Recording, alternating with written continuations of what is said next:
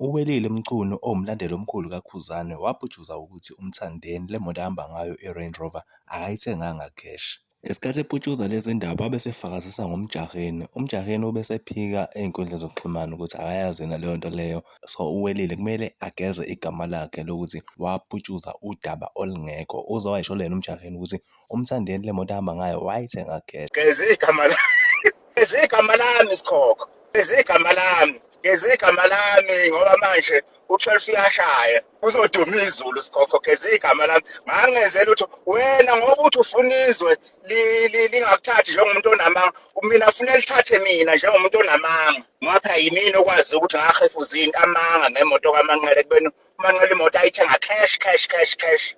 Yabo? Bengase kuyimi manje umuntu onamanga mina ngidla amandla womunye umntwana phela lo muntu imoto ayithenga cash. Yabo? Manje mina sengifana nomuntu onenhliziyo embi nonomona ngikhubhuza amanga ngithi kukweleta umlungu kopela ukweleta umlungu okwenzani.